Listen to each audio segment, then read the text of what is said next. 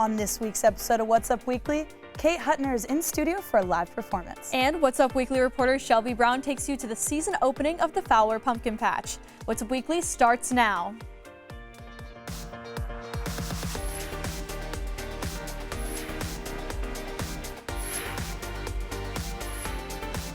Hello and welcome to What's Up Weekly. I'm Callie Lichter. And I'm Lucy Kellison. This past Thursday, the Indiana University Dance Marathon organization celebrated their annual Day of Hope event. The organization raises money for Riley Hospital for Children in Indianapolis, and Day of Hope is their biggest fundraising day of the year. It's full of sunrises, 18 different committees, and lots of donations. Take a look.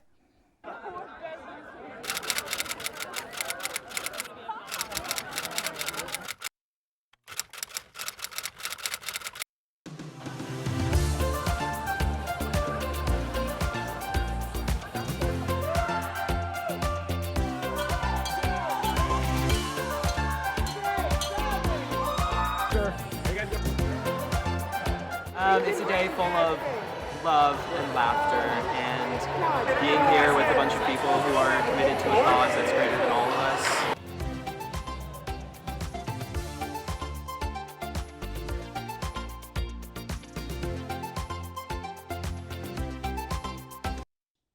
Over $600,000 raised in 24 hours is absolutely amazing, but this organization's fundraising is far from over. They will continue to raise money all the way through November 10th through the 12th when they'll celebrate their annual dance marathon event. I think it's such a great event that we do on campus. Really raises that morale. That's absolutely crazy. And What's Up Weekly reporter Brooklyn Lambright is in studio to tell us more about an IU student who recently published her own crochet patterns. Brooklyn? Thanks, guys. For one IU senior, it all began with a spool of yarn and a hook. Now she's published her very own book. Check it out. It all started with a Harry Styles cardigan. Savannah Price began crocheting the summer of 2020. The pandemic gave her plenty of time to try out the craft. 3 years later, Savannah has a published book full of her very own crochet patterns. It didn't feel real then. It doesn't feel real now. I don't know if it ever will at this point. Savannah began posting her patterns to Instagram as a way to show off cardigans she made for her friends. Now she boasts over 63,000 followers. I started posting on Instagram October of my freshman year, so October of 2020. Just pictures of my friends. I never expected anyone to follow it at all. And I started TikTok probably a couple months later once people started liking my photos, and I was like, maybe this can turn into something. Her most popular pattern, the floweralls, went viral on Pinterest. Savannah's viral patterns and increasing following eventually caught the attention of a book publisher. I received a DM on Instagram from one of the editors at my publisher. They were just looking for different crochet talent and things like that. I really don't know how they found me. I had maybe 15,000 followers at the time, which is a lot, but compared to what I have now, I really don't know what it was. But Savannah's book isn't like every other crochet guide on the market. Hers is made specifically with inclusivity in mind. Savannah's patterns are made to fit anyone from size extra small to 5X. I knew whenever I was making it that I wanted the book to be as beginner friendly as possible and to be size inclusive, because a lot of patterns, unfortunately, in the crochet world are neither of those things, and it's not very standard for crochet books to be size inclusive or to have step-by-step images. Savannah isn't sure if publishing another crochet book is in her future. For now, she's taking it one stitch at a time. For more information on Savannah's book, Retro Crochet Style, check out her Instagram at savannah.stitches. Thanks, Brooklyn. Get ready to dust off your pink clothes and put fetched back into your vocabulary because Mean Girls the Musical is coming to Bloomington next month. The movie-turned-musical is based on the popular 2004 movie From the Mind of Tina Fey. The musical debuted to rave reviews on Broadway in 2018. You can catch the musical at the IMU Auditorium October 27th and October 28th at 7 p.m. Tickets are already selling fast and going for as low as $30. You can purchase tickets for the Broadway production on the IU Auditorium website at www.iuauditorium.com. Wells Library is looking to make your Friday study sessions a little more enjoyable. An event brought back from the spring called the Friday Finish will take place from 10 a.m. to 4 p.m. every Friday until Thanksgiving break. Each week there will be free food, games, and I'm super excited about this, Lucy, massages plus more. They also have study spots that students can book ahead of time and help desks set up throughout the day. So if you're looking for a nice study break this midterm season, the Walls Library may be the place for you. And Lucy, I am so excited for those free massages. Oh, and so am I. And what's still to come up on What's Up Weekly, we'll get you caught up on this week's trending topics. Bad Bunny finally professes his love for Kendall Jenner. And Taylor Swift was spotted at the Chiefs game on Sunday, and her offensive player, Travis Kelce, officially dating, maybe? All of that coming up.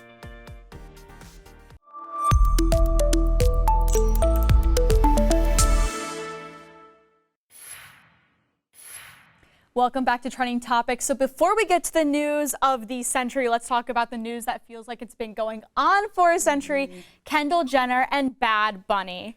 Now, Bad Bunny has been releasing bop after bop after bop, but they've really all been collabs. This summer, he hopped on a song with Travis Scott and The Weeknd called K-pop, and he also did another song with Grupo Frontera called Por Ciento. And he just released a single called Un Preview, and people are saying it's about Kendall, and it is no doubt it's confirming hard launching this relationship because it's all about him falling in love with a cowgirl. Kendall Jenner's been known to wear cowgirl hats. She loves a good horseback ride. And, you know, I'm not going to get into the lyrics. They're a little too explicit for air, but let's just say that he confirms he loves her so much. And before this, we've really only seen like a few selfies and a lot of paparazzi shots, but no doubt they are madly in love. And I'm kind of feeling like it's endgame. It could be Endgame. I feel like it's been going on for, like you said, forever. And now we're finally getting a little tidbit that I don't know about.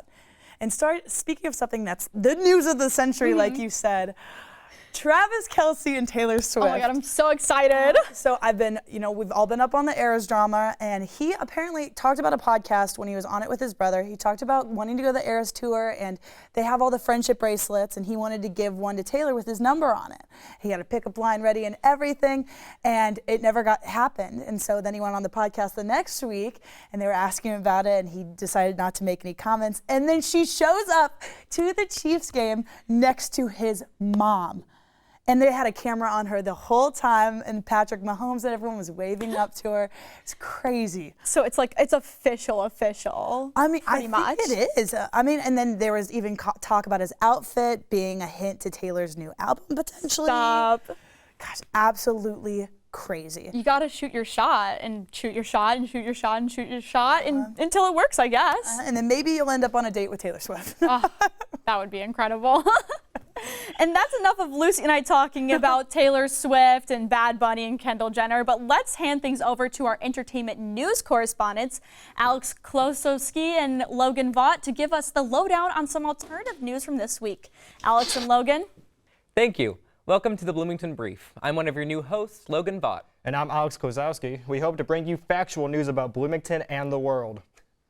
IU opened its first restaurant on campus to serve alcohol earlier this year. The Vault is located at the IMU, and it has been confirmed that fake IDs will be accepted. I plan to visit. An IU researcher received a grant of $2 million for sex chromosome research. All I have to say is if sex costs $2 million, no wonder I haven't done it yet. It's been announced that a reboot of The Office is coming once the writer and actor strikes have ended. I propose we authorize a new strike specifically to stop this. The Monroe County Jail conducted an evacuation plan following a gas leak that occurred near the building. Bloomington workers are trying to find the cause, but it might have something to do with the prison's bean burrito night up top. Netflix has released promos for a new reality show based on hit series Squid Game, indicating that they have never actually seen the show Squid Game. In other entertainment news, season 10 of The Masked Singer premieres later this week with advertisements saying the show has its biggest star yet. My guess is someone we haven't heard from in a while, so I'm going to say the Queen of England. Oh my God. Poor Lizzie. Okay. Every suburban white dad's favorite comedian, Adam Sandler, will be touring in Indy this November. Be prepared for athletic shorts and big t-shirts to be sold out for months to come. Pop and country music star Taylor Swift is dating Super Bowl champion Travis Kelce. Reports say this deal was done by Spirit Halloween to sell new couples costumes to frat and sorority members. U.S. Senator Mitch McConnell froze at the podium for the second time this year, raising concerns about the politician's health. McConnell, if you're listening, I have only one thing to say. Nightmare! Nightmare! We're all gonna die! Think that'll work? I think that's going to work. And finally, Trump has asked the judge in his election interference case to reject a gag order request from his prosecutors. Trump may have experience with this, as the last time he got a gag order rejected was with Stormy Daniels. And that's this week's brief. Thank you for listening. Thank you. Back over to you guys. And when we come back, Kate Hutner from Emily Spinach is here for a live performance. And afterwards, we'll sit down to learn more about Kate's music. Stay with us.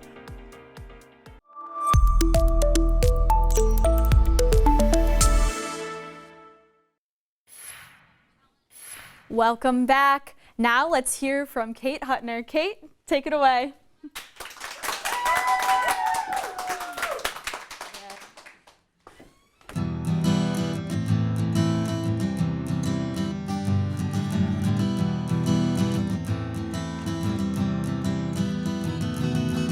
Let's go catcall those drunken boys we know.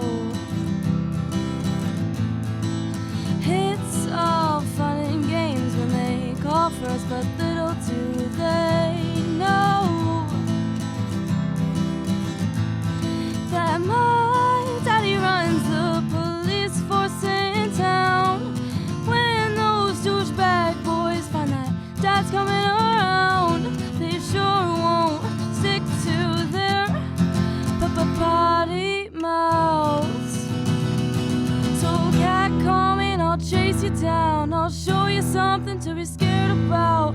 If you keep looking me up and down, I'll slap you right across that filthy mouth. 'Cause us girls are not just toys for you to throw around.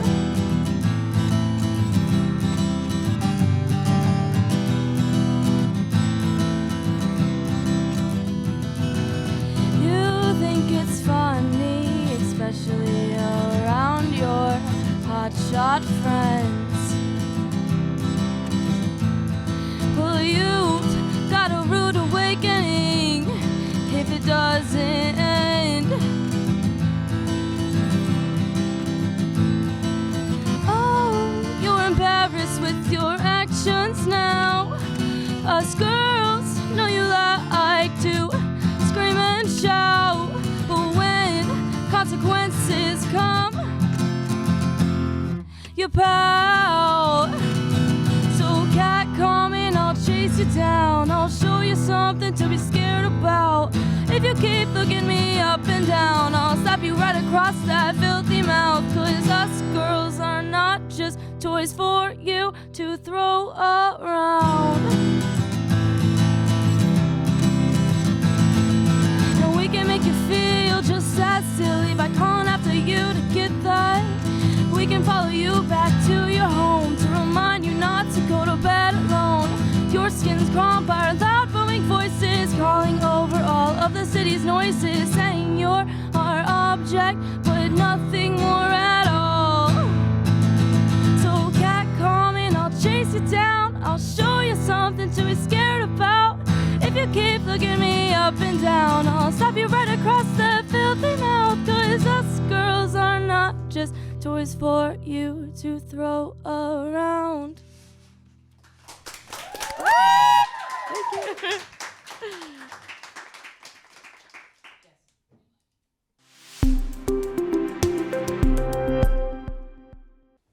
We're back now after that rockin' performance with Kate Hutner. Kate, thank you so much for being here and giving us such a cool performance. Yeah, of course. Thank you for having me. So besides your solo work, we know you're a part of the band Emily Spinach. Can you tell us a little bit about how you got involved with the group? Yeah, so we actually got together through the freshman Instagram pages. I posted one and I was like, hi, I'm Kate. I want to start a band here at IU. Is anyone interested? And then they just DM'd me, so yeah. Wow, so you've been a part of the band for a while, but what made you want to start this whole new solo career? Yeah, I've always kind of written my own songs, and I just wanted to not necessarily do my own thing, but lyrics are hard when you're in a band because you have to be like, okay, what do you guys think about this? And then it's not always everyone's cup of tea, so it's kind of just my own little path. but it's fun. And how do you draw inspiration for those songs? I know it could really come from anywhere, but how do you? I'm a huge feminist, so it's like everything that I experience on my day-to-day life of just something happening and being like, okay, that made me upset. Or like, okay, like the one I played was catcall, so it's obviously about being catcalled, but stuff like that I draw inspiration from, or just like walking around and be like, oh, that's cool. What if I wrote something? It's basically just poetry that you just put to a beat, so. Yeah. So you just performed catcall. What is your inspiration for what songs you decide to perform? Whatever. I just feel like, I don't know. I think it's kind of just what I think people will like the most in that moment.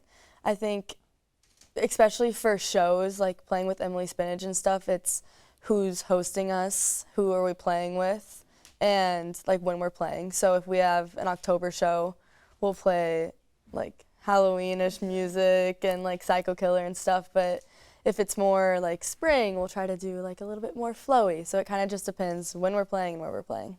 Yeah, so like the vibe and stuff. Yes, exactly. And then I guess moving from the vibe, who's your biggest musical inspiration? Oh gosh. I know, such a loaded It question. is. I don't know. I feel like it obviously changes with like time, but right now, I mean, I love Fiona Apple. She's always been good. I just saw Lana Del Rey in concert. I know. It was so much fun. I think her right now is like I look at something and I'm like, that's so Lana. Like it's just, it's huge inspiration right now. But obviously like Olivia Rodrigo too. I mean, I'm so jealous of her because she's doing exactly what I want to do and she's my age. So, but she's so good. So yeah. Wow. So where'd you see Lana Del Rey? I saw her in Tennessee. It was crazy. It was so much fun. If you could play at any venue ever, what venue would you play at? I don't know. Definitely, if I would like get big enough, I would want to play like kind of smaller venues, but like in New York or something. Like I feel like it's fun how a lot of people will host shows and it will be like, not like a huge arena that's completely sold out, but like a small, like intimate little thing. I think those are the most fun. So yeah, I've definitely been to like a lot of more intimate shows, and I think sometimes those are even more fun than being in like a 50 million person like, arena. You can't hear if you're in the back. It costs so much money, and like their screens are blocking. Like it's too much for me. So, one day when you're big and playing in the arena space of your dreams, what does the future look like for Kate Hutner and Emily Spinach? That's a hard one. I don't know. I mean, I hope that, like, dream job, if anything, I would want to be doing music. Like, I think it'd just be so much fun to write your own music and travel around the world and, like, sing. I think that would be so fun. But I could do that individually or with a band, either or. It doesn't matter to me.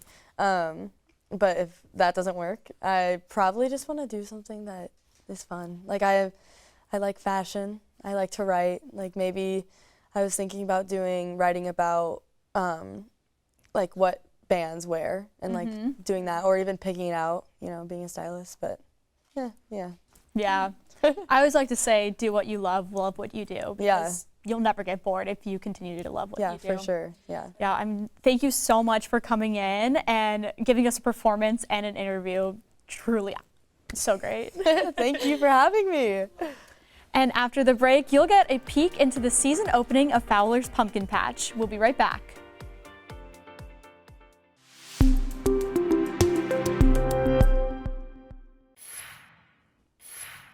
Welcome back. Well, summer is officially over, and that means it's time to start carving some pumpkins. What's Up Weekly reporter Shelby Brown is in studio to tell us more about the Fowler Pumpkin Patch. Thanks, guys. Fall is officially here, and this past weekend, I made a trip out to a local family-owned pumpkin patch. Take a look. It's officially the fall season, and what screams fall better than going to a pumpkin patch? This past Saturday, Fowler's Pumpkin Patch had their grand opening, and they have added a few new attractions. We have added a couple of kids' attractions. We've added a rock pit for them this year. We've also added Bessie, the hula cow. So it seems to be a big hit so far. Fowler's is also known for their corn maze, hay rides, and petting zoo, but the friendliness from the family-owned business is a main factor that keeps customers coming back. For me, I like to see everybody out having a good time, see a lot of community come out, a lot of neighbors. Some live close, some come from neighboring counties, and it's good to see everybody come together and have a good time. This family-owned business is also a huge supporter of autism awareness. Hello, and I'm currently here at the Fowler's Farm, and I'm at the petting zoo with one of my new friends, and this is just one of the many interactions or activities that they have to do here. Fowler's Pumpkin Patch is open from 4 p.m. to 7 p.m. Tuesday through Thursday and 10 a.m. to 7 p.m. Friday through Sunday. So, if you are in need of a pumpkin this fall season, Fowler's may have exactly what you're looking for. If you are looking to buy a pumpkin this fall, you can visit Fowler's website at fowlerpumpkinpatch.com for more information. Thank you, Shelby, and thank you for officially figuring out my weekend plans for me. And that's what's up this week. Tune in next week for more local and entertainment news. Be sure to follow us on social media. Follow us on Instagram and Twitter at IUSTV News. For What's Up Weekly, I'm Lucy Kellis. And I'm Kylie Lichter. Thanks for watching, and we'll see you next week.